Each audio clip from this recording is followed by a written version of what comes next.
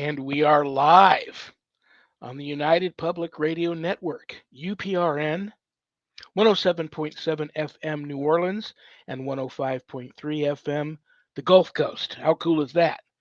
And we are being live streamed wherever podcasts live, my YouTube channel, etc. So we're not hard to find. To all those above me that watch over me, to all of you, my fave parapeeps on this side of the veil, welcome. This is Father Shawn's Paranormal Ministry. I'm your host, Father Shawn Whittington.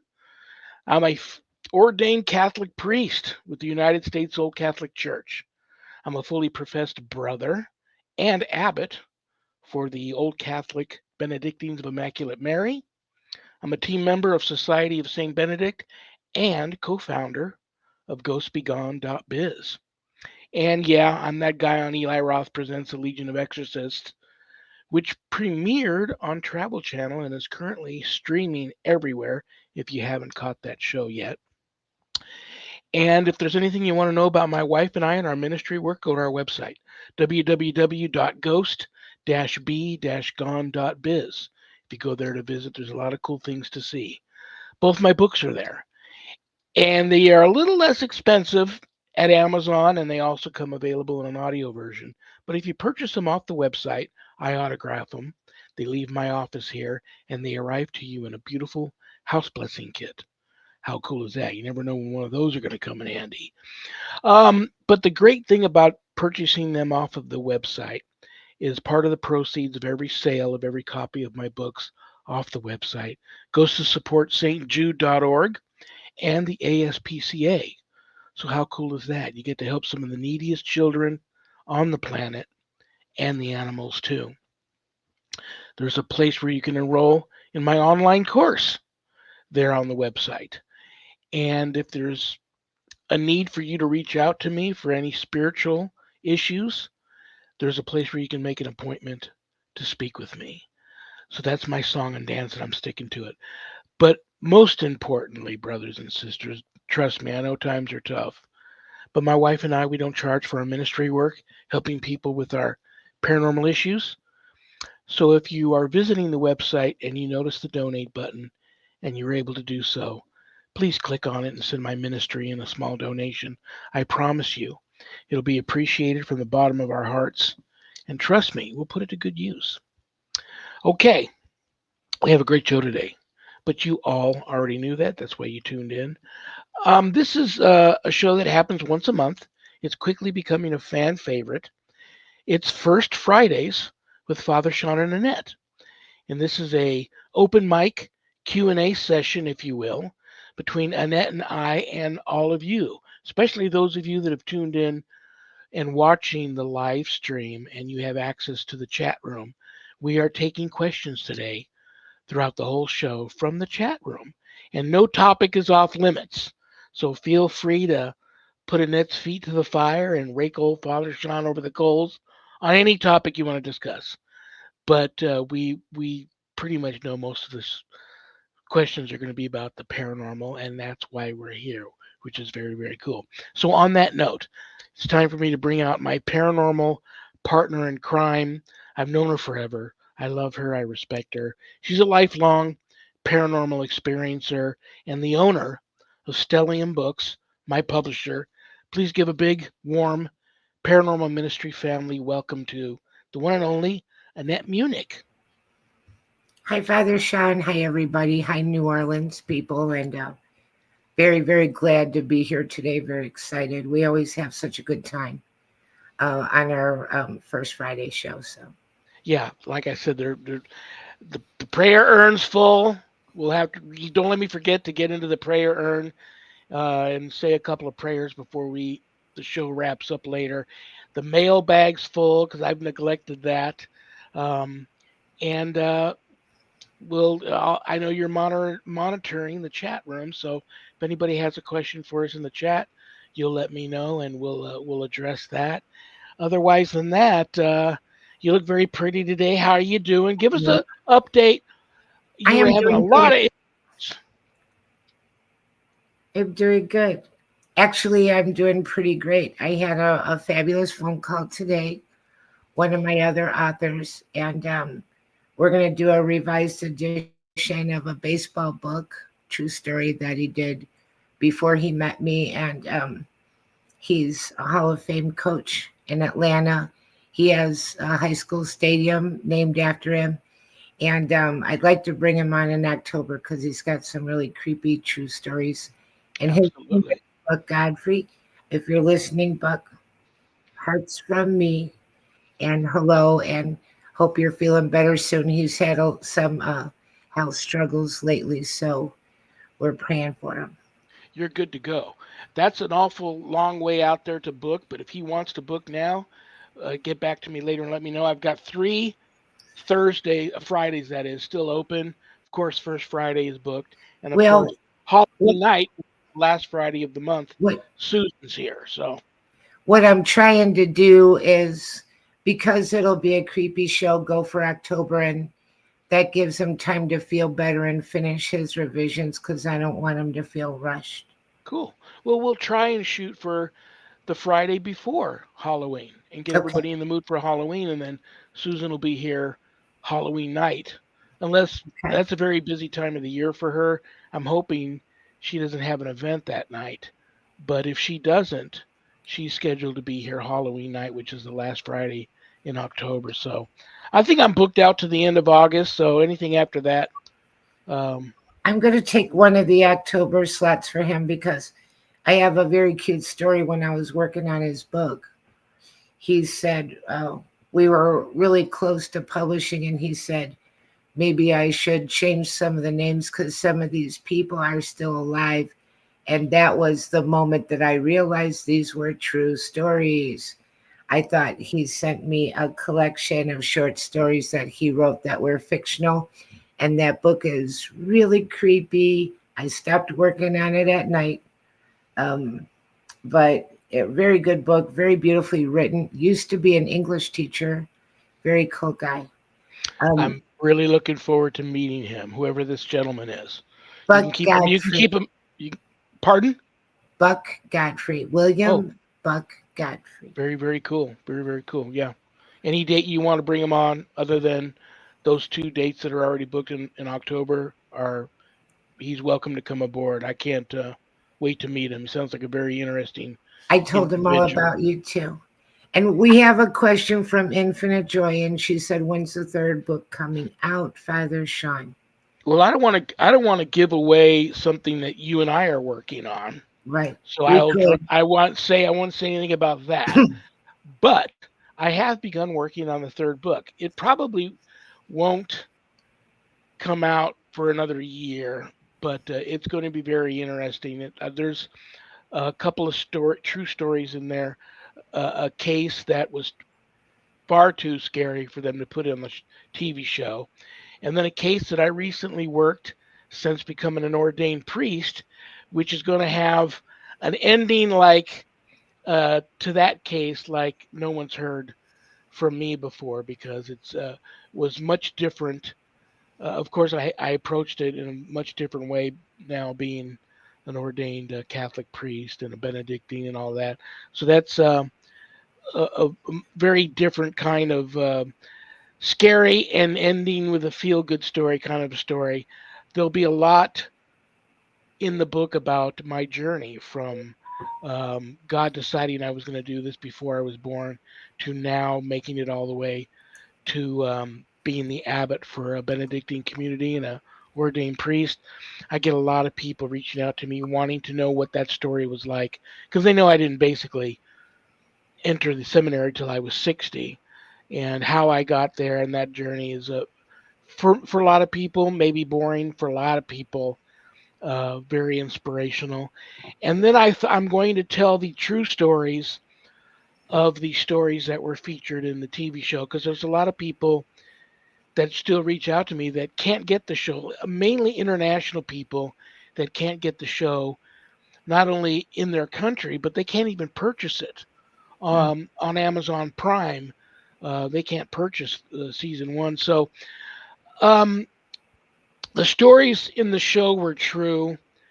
I haven't put pen to paper on those yet, but there's a lot of things about some of those stories that they also just couldn't And then, talk about on for a TV show. So oh, I'm going to actually get down to the nitty gritty and tell those stories in their entirety and include the thing like final, if you will, for lack of a better term, final director's cut version of those stories um, that didn't appear on the TV show for those people. But I've begun work on it, but it'll probably be a year. and we have a project that we're putting together too, and we can leave that a little bit of a surprise for now. But there's some really cool things on the horizon. We got Infinite Joy saying, I paid for the Paramount Plus subscription just to watch the show. Wow. Did you enjoy the show Infinite Joy? I think she's one of our listeners from Ireland too. Oh, cool. I think she's in Ireland. Very, very cool. I loved the show. I'm very proud of it. Like I said, when they reached out to me before the pandemic, and I thought the person that reached out to me, the producer, was joking, wasn't a real, was just a troll. And I actually turned the show down 2 or 3 times till they finally caught me in a good mood one day, and they had me on a conference call with 2 or 3 of the producers and the director, and finally they sold me on their vision because the main thing was I didn't want a silly show to be out there and make us all these exorcists that I respected and knew, make us all look silly and make the church look bad. But I thought that their vision was really really good, and I think they did a great job on it. And if it goes to a season 2, great. If not, I'm very proud of uh, of the show, and I don't know what else to say. She said it was great, and she said yes in Ireland. Oh, very, very cool. Very, very cool. Okay, well, there you go. She had to pay for the Paramount Plus subscription to stream it. Right. Very interesting. I didn't know Paramount Plus was available in Ireland, so there you go. There's probably ways, but I get a lot of international people um, reaching out to me, and they just don't have the way the way to get the show. But you know what's funny? I get a ton of people. Apparently, the show is really big, of all places, the Philippines and Asia. I get a lot of people reaching out to me from the Philippines and Asia that love the show, and they want to know when season 2 is. And Interesting. I've got no information on that for anybody, so I apologize for that. But I still got my fingers crossed. Maybe it'll happen. Yeah, And she Infinite Joy. just said, Fingers crossed. fingers crossed for season 2. Did you see that, or is that a I did see that. It just popped up. coincidence? Okay. So, well, I don't have any other questions here. I don't see. Do you want me to go ahead and start digging into the mailbag? Let's go in the mailbag. Okay. Everybody, I get a lot of people say, "Where'd you get that mailbag?" That's an old school ghostbegone.biz Oh, mailbag that I used to sell to people to take to Paracons, the paranormal conferences, because as you walk through there, there's a right. lot of tables. Vendors have free stuff. You can just Yeah. grab them, throw them in your bag, or if you purchase even if you purchase something from them, a book or a signed poster or something, you can still fit it in your mailbag. So let me. Well, there's a handful of them in here. I'm just going to pull them all out. How's that? Okay. All right. Yeah, there's about. Well, there's a lot here. Wow. Okay. Isn't this funny? The one right on top, we're talking to Infinite Joy in Ireland. This is from Holly in Scotland. Hello, Holly. Hi, Holly. Um, she says, we have a lot of angry ghosts here. Yeah, you do. Can ghosts possess people like demons can? Before I put my 2 cents in, I'll let you have a shot at that. I'm gonna say yes. And the reason that I think that is because I've seen instances of that with people who are channeling. And channeling is, of course, an invite to do that. But I'm not necessarily saying that they're possessed, like demon possessed, ongoing. But yes, they can use your mouth on your body, yeah, right? I'm going to now, of course, it's my humble opinion. I'm not an expert. I don't have all the answers. I don't believe there are any experts in this field, and no one has all the answers. And if someone tells you that they do, don't listen to them because they don't. I'm going to say yes too in a limited form, and I'll tell you why. I've seen, like, I've been in sessions with truly gifted physical trance mediums, and they give permission to these spirits to enter them. And like, I remember seeing this one lady one time. As soon as this elderly gentleman entered her actual face changed almost to his face, and you immediately could smell like the cigar smoke coming off her and out of her breath. So, and her voice totally different from this woman's voice to this really old, gruffy, cantankerous old man voice. Um, and it was funny. She claims she doesn't have any recollection of these spirits um, taking her over during the trance. So she's not there to tell it to leave. But after a certain amount of time, the spirit knew it was time to just leave her body. I have a lot of people that have contacted me and said I was on this ghost hunt. And this spirit, I'm told by other team members and other people that were there that this spirit entered my body for a little while. And I'm concerned about that. I believe I have a friend here in town who's been a paranormal experiencer all his life. He heads up one of the biggest paranormal teams here in town. He calls them jumpers. And I do believe they can jump you and they can be in you for a little bit. I recently worked a case um, where this woman was a Hindu and she practices deity yoga, which they, during this yoga sessions, these special spiritual yoga sessions, they invite spirit possession so that they can get messages out to people and so forth.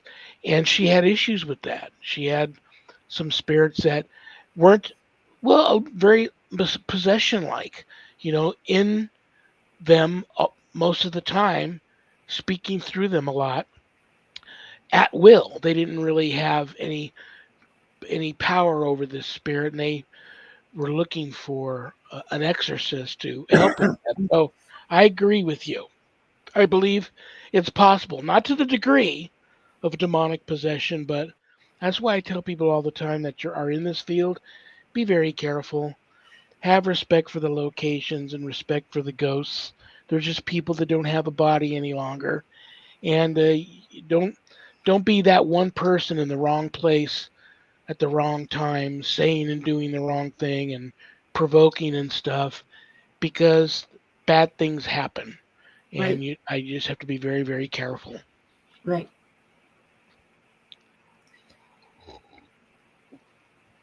Hi, Michelle. Okay, another question. Another question. This is Pete in Georgia. Hi, Pete. Hi, Pete. So you live in a haunted house. Weirdest paranormal happening that occurred there. Oh my gosh. Uh, where do I start in that? Yeah, he's got a whole book of them. you Well, you published most of your paranormal novels in your other home and had a lot of issues there. Have you published any books since moving in with your daughter? yes. Have you experienced any of those issues there or not so much? A little bit, but I think they're book related, and then I put the book out and it stops. There Very was not interesting. a baseline of paranormal activity here normally, but I have lived in other places where there was, um, mostly two places, but well, three. But then I've had other things where, um, well, this one psychic told me, and I tend to believe it. She said that the spirits can tell that I could probably see them or hear them, so I draw them to me. So I'm not like, I don't have an attachment that I bring from place to place. But when I show up, if there's anything in the area, it might start trying to show itself to me. And that's why I will never live by a cemetery or some such like that. But um, I lived in two places that were actively haunted and a haunted apartment with a very creepy story because in that apartment, in the bathroom, in the mirror, I'd see a man walk down the hallway behind me. And he always looked the same and he looked like a real person.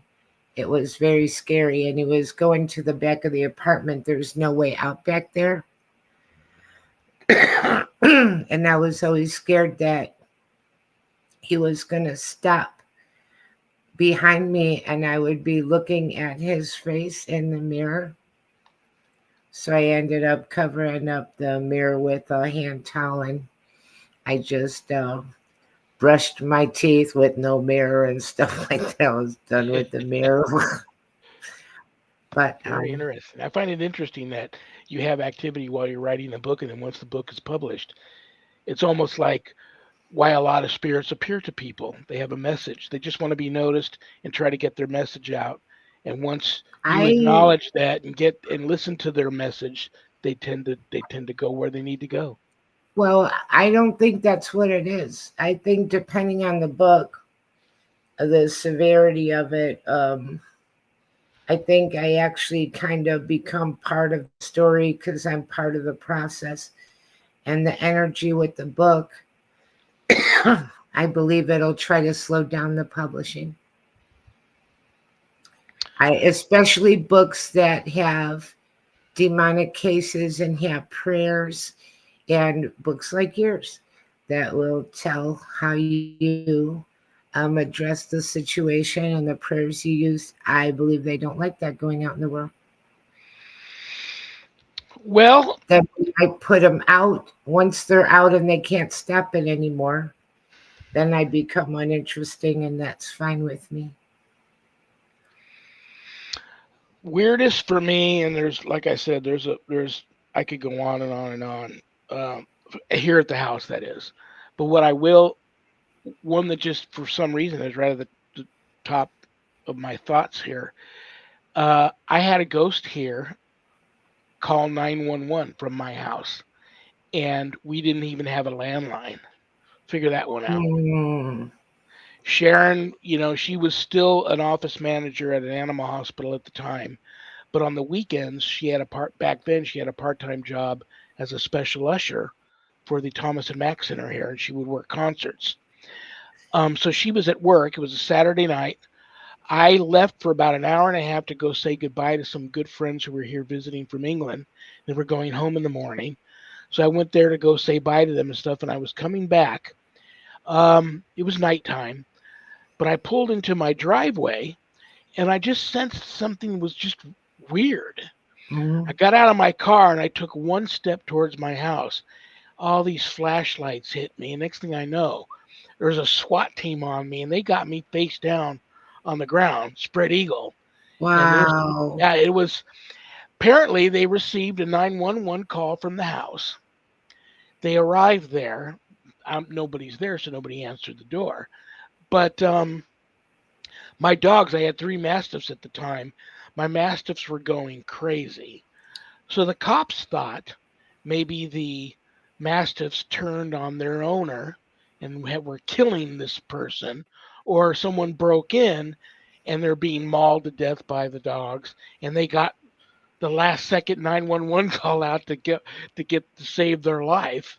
Um, and they were just getting ready to bust in there. Animal control was there, and I got there just in time because I know for a fact they would have had to shoot my dogs, and Whoa, that would have just terrible. I would have never got over that. So um, it was crazy. I said, listen, I'll open up the blinds on my master bedroom. You can see right in there from the front of the house. I'll bring my dogs into that room, lock the door, and you can see that there's nobody dying in the room. You can see the dogs that they'll be locked up. Then I'll let you in. You can go anywhere you want to go. and I did that. And But this one cop who was like heading up the investigation team, he just couldn't wrap his head around the fact that a 911 call came from a house that had no landline. And here he's looking at my magnets on the car: Ghost Be Gone, Busters for Real, Reverend Shawn Whittington.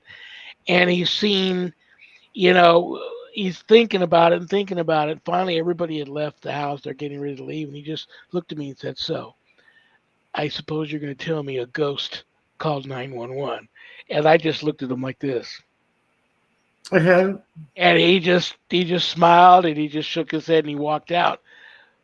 I don't know what other explanation. Why would a ghost call 911 from my house? Maybe someone was breaking in. Maybe they were just being mischievous. Maybe they wanted to tease the dogs. Maybe who knows? I never. That was a hard one for me to wrap my head around too, because especially not having a landline here, I thought that was interesting. Yeah, that's crazy. Great story. Well, we have from Infinite Joy, she's saying, once when I was leaving a supposedly haunted pub here in Ireland, as I was walking away, I felt something on my back like a heavy energy that attached to me. What do you think that was? And I would say she answered her own question. It felt like a heavy energy that attached to her because it was a heavy energy that attached to her. And these things happen. And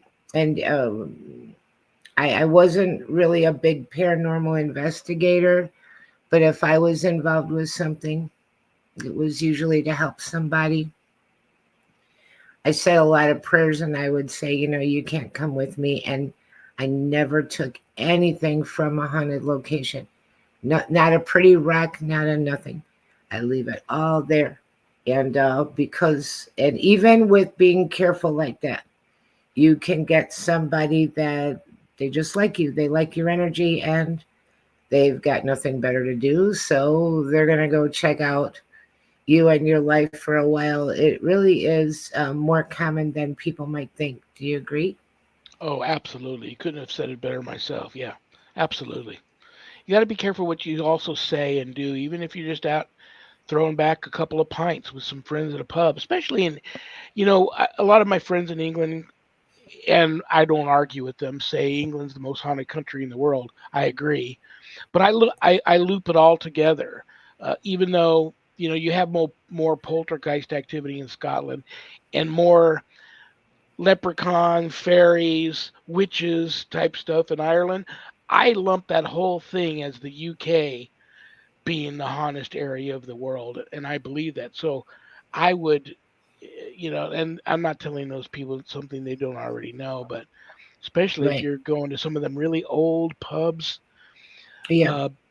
uh, back in the day, most of them, the people that owned the pubs lived upstairs, or the pub was attached to a bigger building of some other type of important significance at the back in the day. So, yeah, you're right. It is more common than people would say. Okay, here, ready for the next one? Right. Well, we got a little message from Michelle Wilfong, and she said, I finally forgiven my late husband. I'm taking his cremains to the Pacific Ocean next weekend. Oh, very And cool. very cool. That is so cool. Very, very cool, Michelle. Get back in touch with me after you do that. Let me know how that went. That's a wonderful thing for you to do. Very, Yeah. very cool. Well, this one is from Beatrice. I love that name. Beatrice in Florida. Hi, B. Hi, Beatrice. I have been a ghost hunter for a while. Been on many haunted tours and investigated many haunted locations. Starting a new team up and already getting requests for residential cases. Till now, it has all been commercial cases. Thoughts? Any advice on going into people's homes? Do you have an opinion? Well, I do have an opinion, but this is more of your expertise than mine because I tried to avoid it.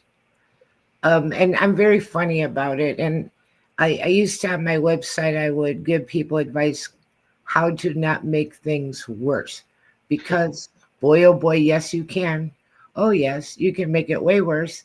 And, I think the number one thing that I would say is be careful because, and it's hard, you can find a team, but each team is different and they do it a different way. And some are respectful and some can stir it up and make it worse. And you can't treat the haunting of, an abandoned prison the way you treat someone's personal home and then make it worse and then leave and they're stuck living there with what you did because some teams they treat things kind of interchangeably and they're just trying to solve the case and get their um, pictures or evps or evidence of some kind to validate but they're um, not necessarily thinking what's going to happen tomorrow if you make it worse. It's not as exciting when you're the one living there. Absolutely. Well, that's a very simple answer for me. Again, respect the client in addition to the location and the spirits. A lot of people reach out to my wife and I because it's just the two of us. They know we're not going to show up with three big black vans and 20 investigators and thousands of dollars of electronic equipment to lay the electronic gauntlet down on their home and make it a big show for all the neighbors. They like the fact that it's these two an elderly couple that shows up and we got no sign. We take the signs off the cars before we go and we show up, shortly after dinner time usually, or sometime early in the day on a weekend, like just some friends visiting. We go in there and we do what we have to do, and they like that. So I would say my advice, and if somebody does call and say, I'd really like the paranormal team to come here. How many investigators you got? Because the more the merrier, and you should come with a lot of equipment and Mhm. let's really do it up. You get a lot of attention seekers, and they're easy to pick out. So you want to avoid them. Mhm. Um, but usually people don't want it to be a big deal and let the whole world know and their neighbors know they're having these types of issues and they're bringing over, people to their home to help them with their ghost problem. So that's what I would say. Just, um, you know, keep it on the down low and respect, Right. in addition to respecting the location and the ghosts, respect the people. But yeah, another thing you got to be careful of, like you said, making things worse because their life is already turned upside down. They're already freaked out. You don't want to make things worse.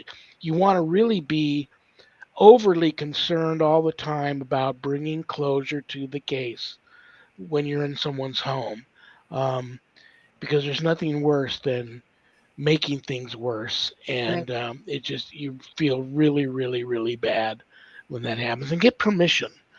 You bump into a lamp and it's an antique lamp and it falls on the ground and busts. They're mad at you.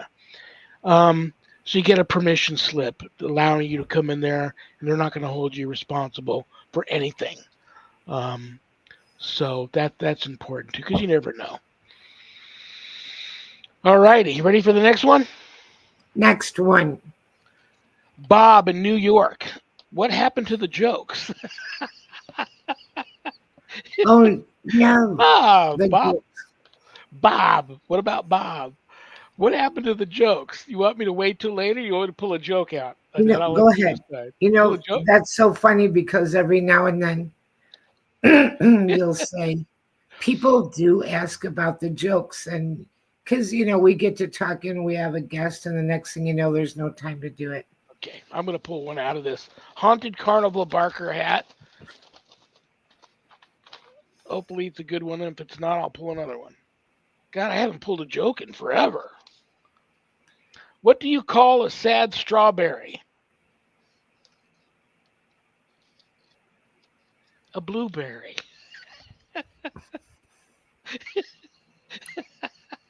I can't even. Uh, I can't even. I can't even. Well, should I pull another one? Okay. Did I rip people off with that one? I don't know what I'm going to pull out of here. This hat's full too. God, I haven't pulled jokes in forever. Last one, guys. We'll move on. Uh, why didn't the Melons get married? Why Because didn't they the Melons get married? because they can't elope. Oh God, Oh man, those are good. I like those. that was cute. Okay. That's a groaner. Okay, Bob. There you go. There's your jokes. If I get any more joke, I'm going to have to pass them on. You ready for the next one? Sure. Okay.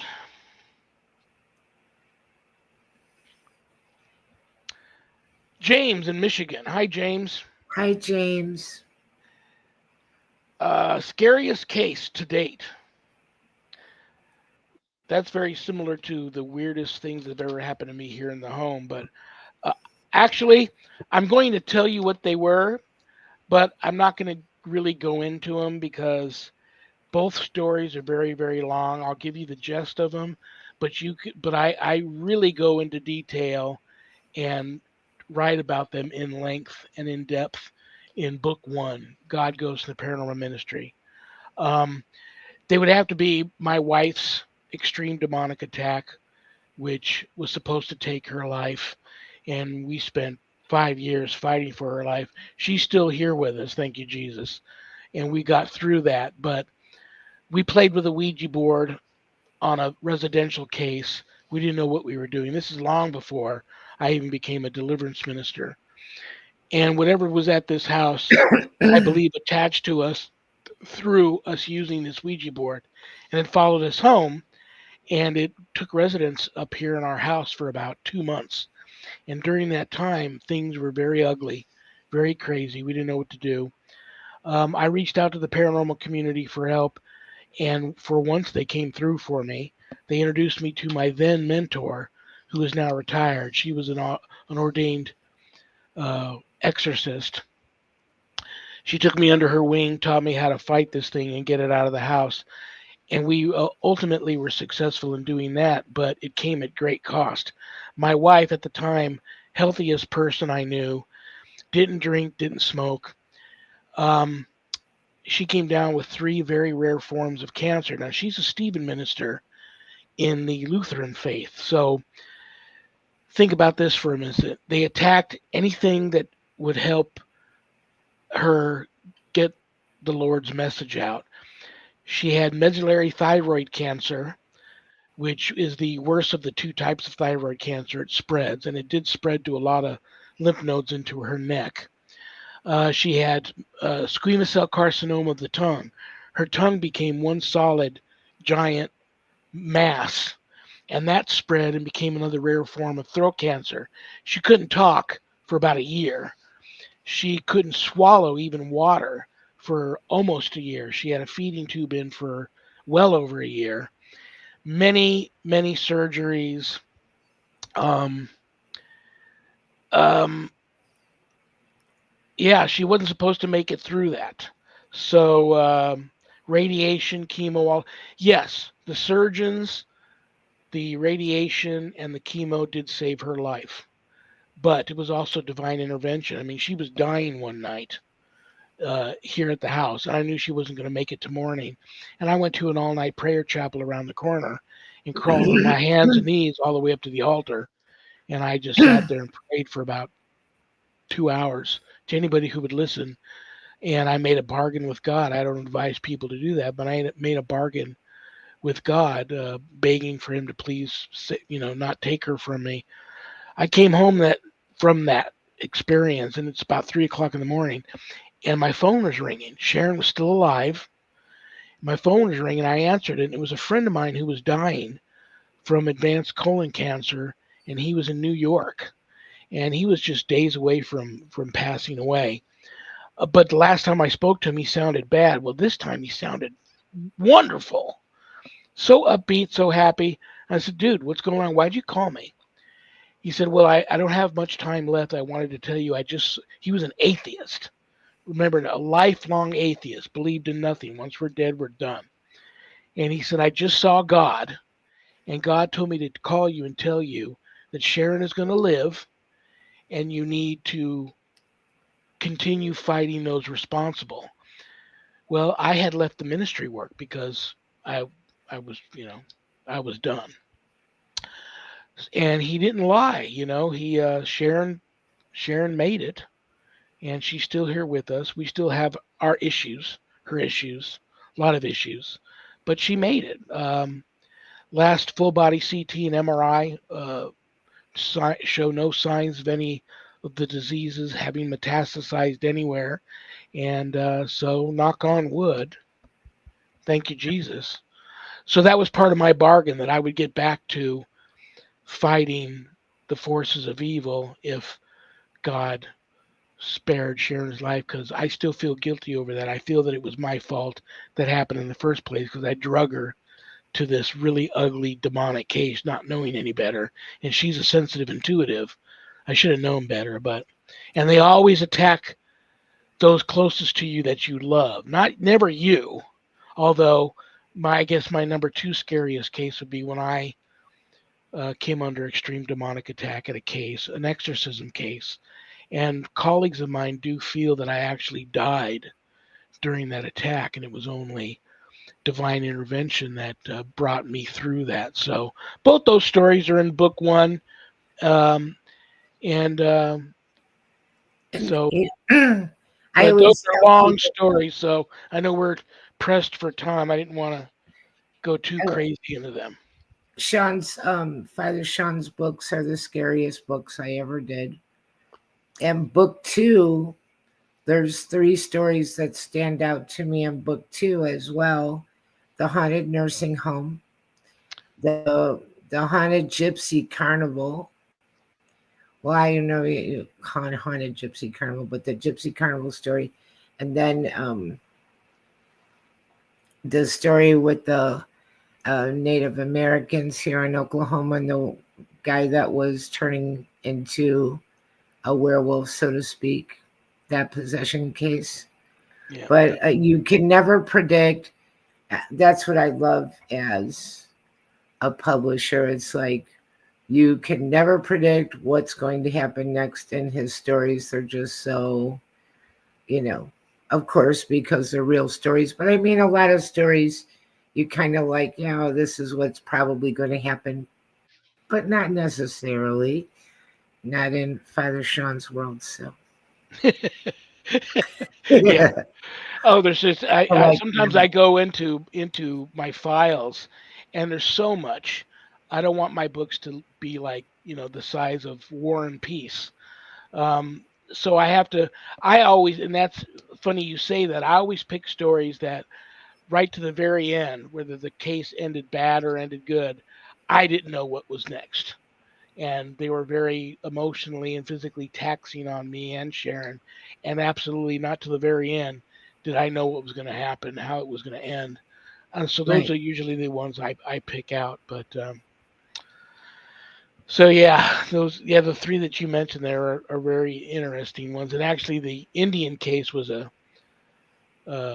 Native American, I should say, was here. It was on the outskirts, way, way, way outskirts of the Vegas Valley at a Paiute reservation here locally. It wasn't in Oklahoma, but they had many ties there to Native Americans in Why do I Oklahoma. always think that? Well, because you know what, my Oh, yeah, they father have is to born say. and raised there, and we have a little bit of Wyandotte Seneca Indian in us from Yeah, that yeah. that region of the That country. That's probably that why. is not very far from where I'm sitting right now. Yep.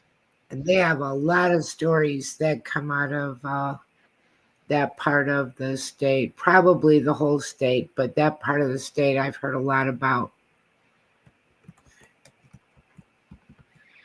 Ready for the last one? Last one.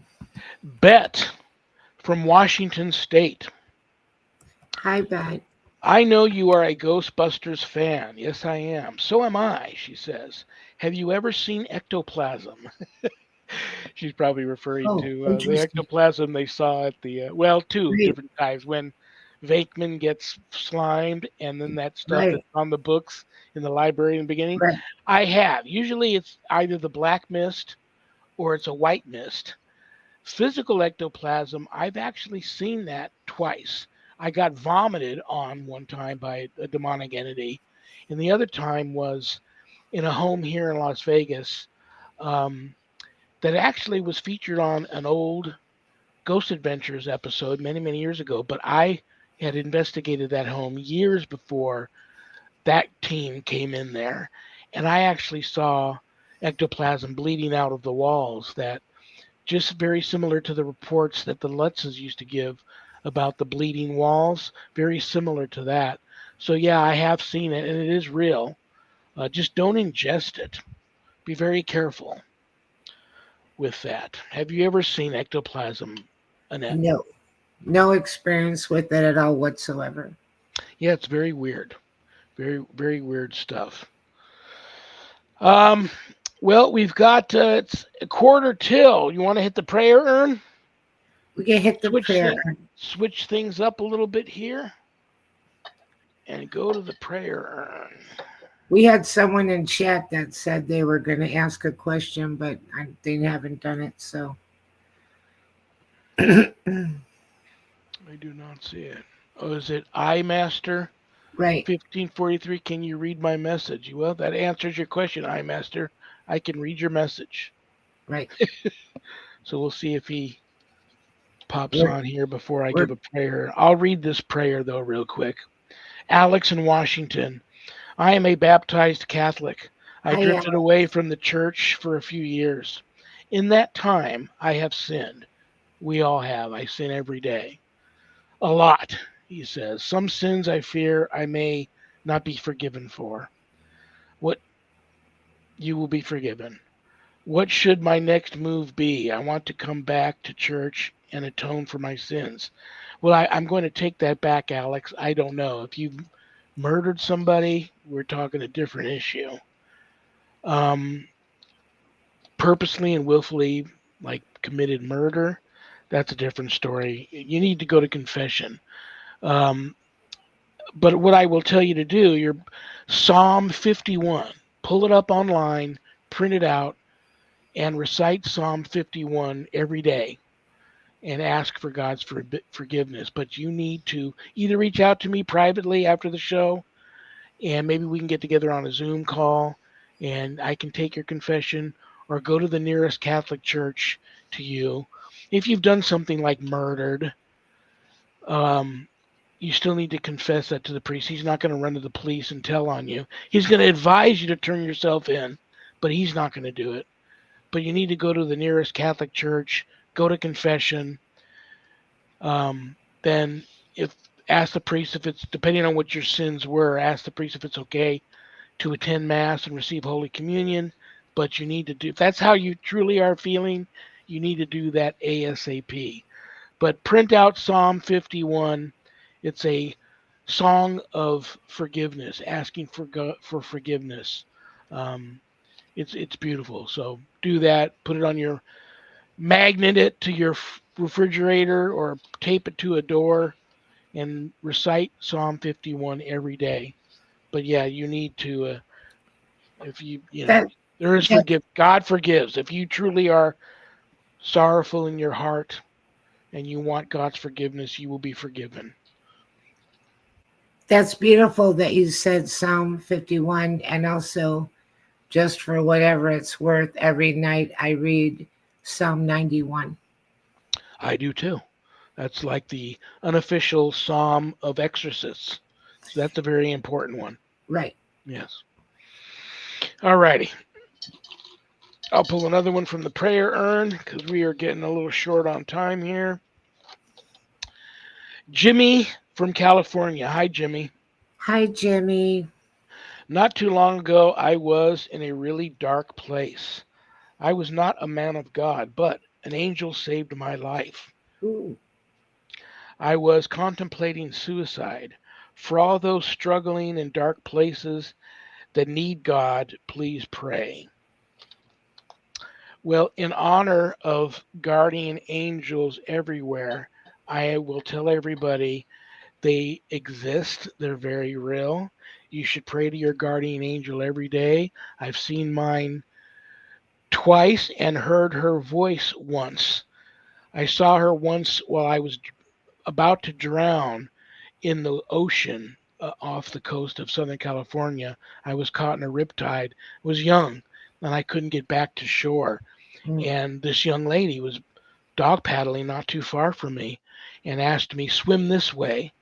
And as soon as I was able to swim towards her, I got out of, well, maybe it was still there, but she helped me get into shore.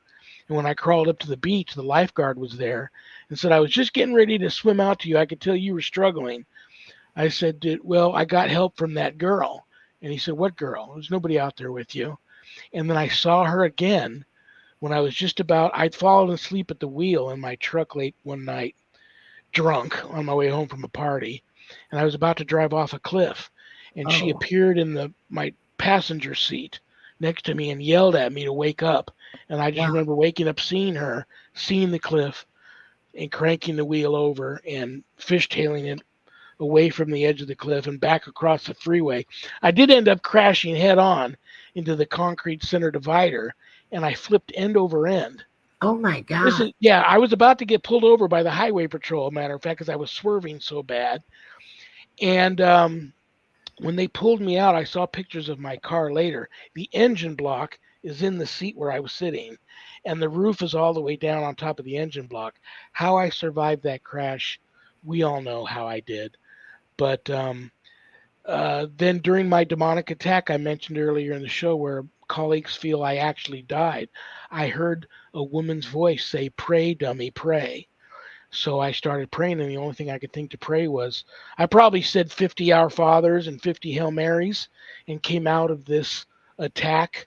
Um, but if I hadn't heard her voice, I probably wouldn't be here having this discussion with Wow. you. So on that note, I will offer this prayer up to not only my friend here, Jimmy in California, but to everybody's um, guardian angels. Angel of God, my guardian dear, to whom his love commits me here, ever this day be at my side, to light and guard, to rule and guide. Amen. Amen. And that's what I will say to everybody. Pray to your guardian angel every day. They can't just Every help day. you. It's all about the free will. You have to ask for their help. Yeah. So Yes. if you need help, you ask your guardian angel to help you. Everybody's got at least one or more. I probably have a whole team of them. But trust me, they are real, and you need to pray to them every day. You can go online and type in guardian angel prayers, and you get about 1,000 of them. And just scroll through there, and you several of them will jump out at you and really speak to you. And print those out, and make it a point to at least once a day say a prayer thanking your guardian angel and asking for them to intervene in your life and help you when you need it. And And you also Archangel Michael for protection and Archangel Raphael for healing. I put that Archangel Raphael prayer that I say every night. I put it on my Facebook page, but um, the shortest version, Archangel Raphael, please let me sleep in a bubble of your healing and protection with God's permission. I love that. I love that. Um, And I've had people say that between that and the Archangel Michael prayer, that stops a lot of what they feel like are attacks at night or even bad dreams and things like that they sleep peacefully if they say those prayers or even one or the other at night, if that helps anybody. well, we have just a few minutes left. Real quick, I will comment on Infinite Joy's last comment, who said, I would love to see my guardian angel. Um, it's funny. A lot of people find this very amusing, but it's true. My guardian angel looks like a young Susan Sarandon. I kid you not. And it's an ongoing joke between my wife and I. I can be here in the office working, and she can be watching TV at the other end of the house. And if a TV show or a movie or a commercial comes on with her, she'll yell out, your guardian angel is on TV. Um, she does look like a young Susan Sarandon from like Rocky Horror Picture show Yes.